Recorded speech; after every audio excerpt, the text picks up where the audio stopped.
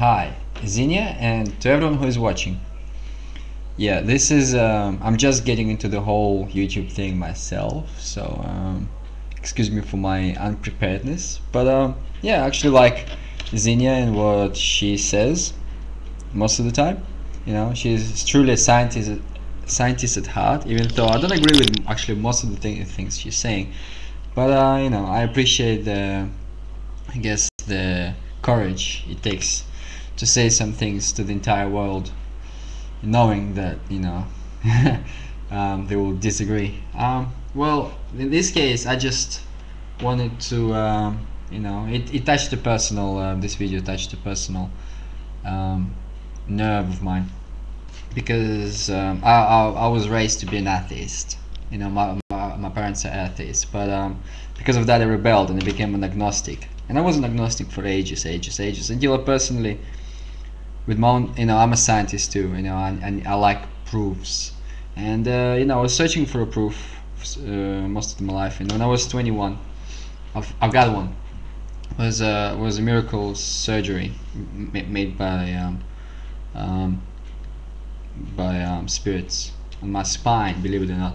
Yeah, there are many accounts of spiritual surgeries being performed on people, with spirits, without spirits, with touching, without touching, with invasion, without invasion. It's all possible. You can dream of it, it's possible. Anyway, I'm making this video to just, as a scientist, to I hope it's not too loud, to comment and like a conversation style on what she's saying. And hopefully you get to see this, and yeah, I'll just go sentence by sentence and I'll comment.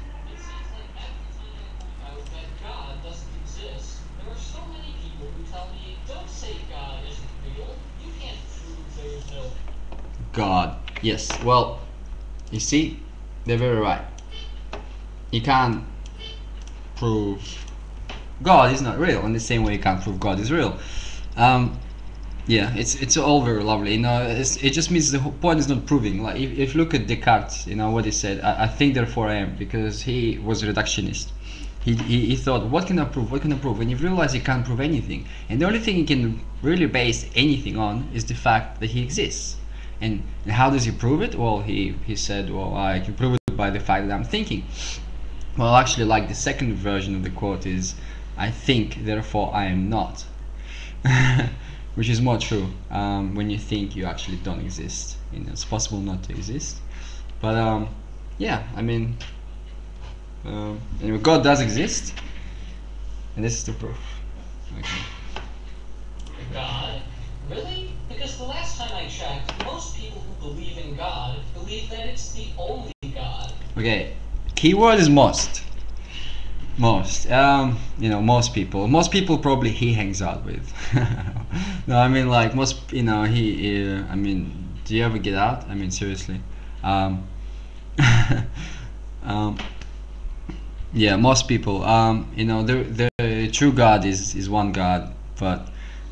And that's it, is everything, is us. We are God. Like, it's not, are you the only you? Yes, you are. Well, unless of course you're not, but generally you are. Well, the same with God. Is he the only God? Well, yeah, generally, unless he's not. Like, we're all gods, and that's the whole beauty of the game. We're all one. We're all just one person experiencing ourselves separately, subjectively. Bill Hicks, rest in peace. But this illusion of separateness gives us many gods. This is made explicit in Christianity, Islam, and Judaism. If you believe God is the only God, doesn't that mean you deny every other God? Saying that only... No, all gods are one, that's the whole point. Every time anybody talks about God, if it's Muslim, if it's fucking Buddhist, I don't care. They're all talking about the same thing. This God is real is the same as saying any other gods are not real.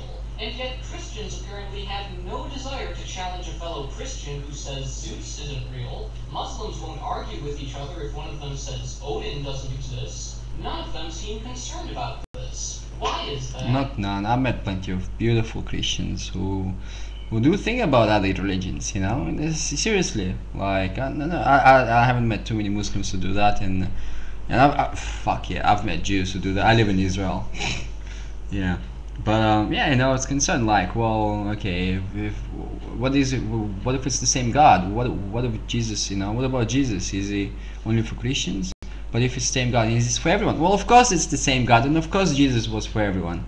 You know, even like, you know, there are some Jews who believe in Jesus. You know, most Muslims believe in Jesus. Like, you know, the fact that at least he was, you know, he wasn't a son of God. We're all sons of God, but he was a great man. You know, and everybody admits it. Even Buddhists. Ask any Buddhist about Jesus. You know, any real Buddhist, they'll say, of course, he was a master.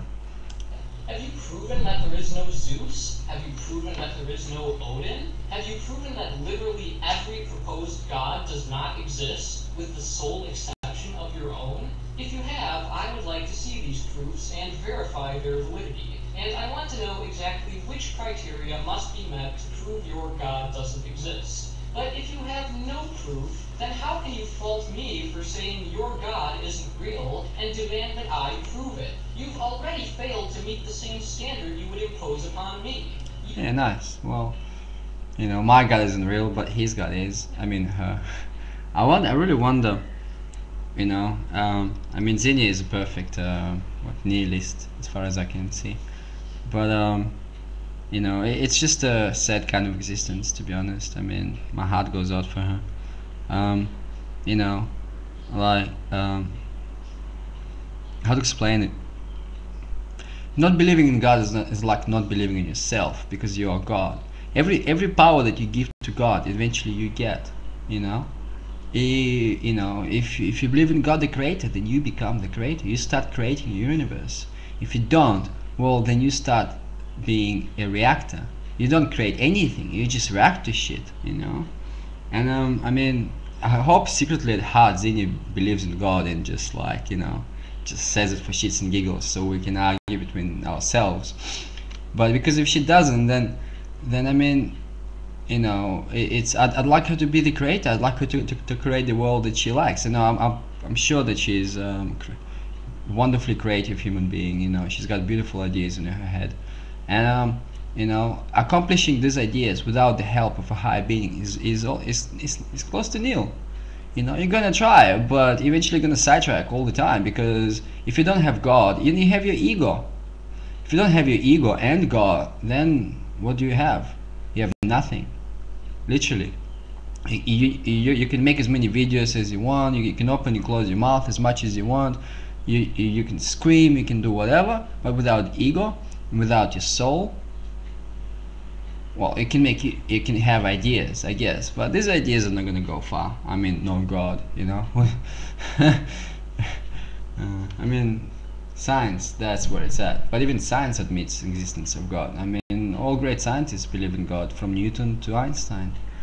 You know. You don't believe in 1,000 gods, and neither do I.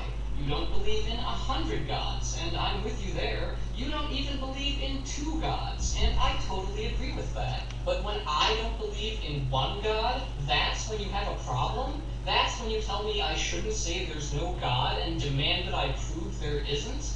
You already deny so many gods, but somehow it's unacceptable for me to deny your God? Where do you get off?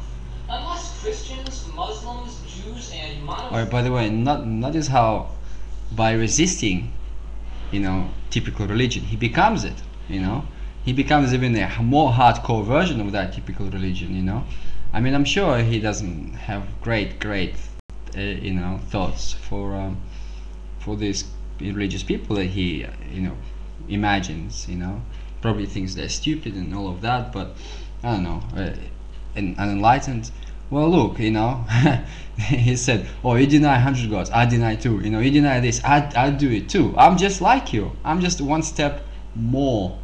You know, like, wow, congratulations, you became what you really resist. Anyway, I have to finish this because I don't have much more video left. 9 minutes.